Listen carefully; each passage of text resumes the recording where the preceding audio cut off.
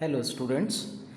तो NIT physics academy के इस लेक्चर में हम क्लास 10th की मैथ्स का क्वेश्चन नंबर 4 1.1 से स्टार्ट कर रहे हैं। So let us see question number 4। Given that HCF 306657 is equal to 9, मतलब दो नंबर है 306657 का HCF हमको गिवन है 9। हमको फाइंड आउट करना है इसका LCM। क्या फाइंड आउट करना है? LCM। HCF हमको गिवन है, LCM आपको निकालना है। हमको पता है product of two number is equal to HCF into LCM। So number कौन कौन से? A है 306, B है 657। HCF कितना दिया है? 9। LCM आपको चाहिए तो LCM को लेफ्ट में ले लो, 9 को अपॉन में पहुँचा दो। 306 इंटू 657 डिवाइडेड बाई 9। 9 से 306 कितने बार जाता है भैया?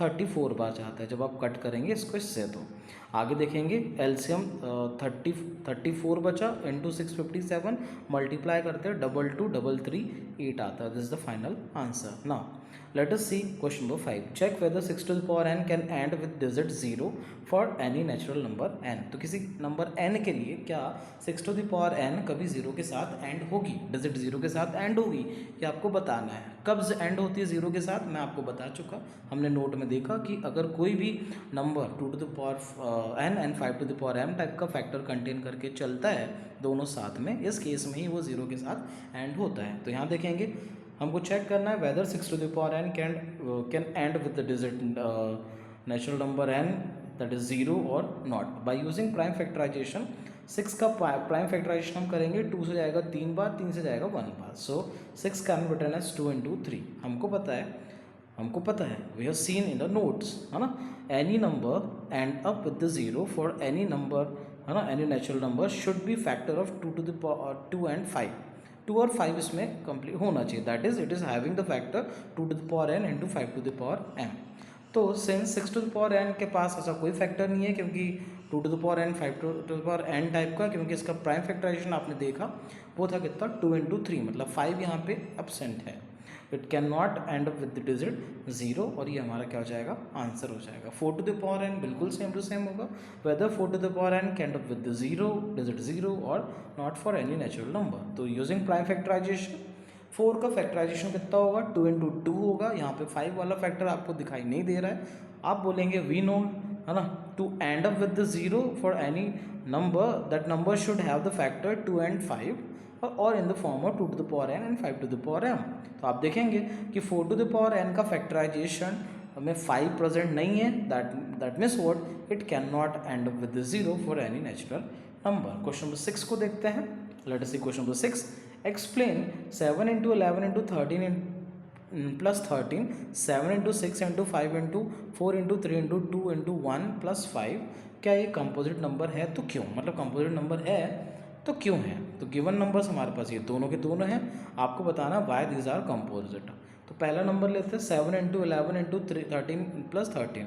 13 बेटा ये दो नंबर है, 7 into 11 into 13 एक दूसरा नंबर है और प्लस 13 एक अलग नंबर है। तो दो पार्ट्स में अगर हम डिवाइड कर ले, है ना, इस वाले पार्ट को और इस वाले पार्ट को, तो 13 दोनों में दिखाई दे रहा, 13 हमने बाहर ले ली तो क्या बचा? 7 into 11 into 1 बचेगा, और लेकिन +1 यहाँ का बचेगा। तो +1 यहाँ करेंगे, हम कर रहे हैं अभी, तो 77 + 1 हो जाएगा, ये 78 हो जाएगा, और 13 into 78 होता है 1014। तो आप देख सकते हैं यहाँ पे 1014, ये तो साफ साफ समझ में आ रहा है 2 से जाता ही होगा, हाँ 2 से जाएगा, और 2 के अलावा अलग नंबर से भी जाने वाला है, तो 2 से ज़्यादा फैक्टर ये ऑलरेडी कंटेन करके चलता है। सिमिलरली ये वाला देखना 7 into 6 into 5 into 4 into 3 into 2 into 1 plus 1, तो देखा हमने, ठीक है। यहाँ पे देखते हैं 5 को हम यहाँ से कॉमन ले रहे हैं, एक्चुअली यहाँ पे 5 था, 5 को हमने यहाँ से कॉमन लिया, 5 को कॉमन लिया तो यहाँ पे 1 बचेगा, तो ये 1 बच रहा है, ये 1 2 4 3 6 7 बचा, 5 को आपने कॉमन ले लिया।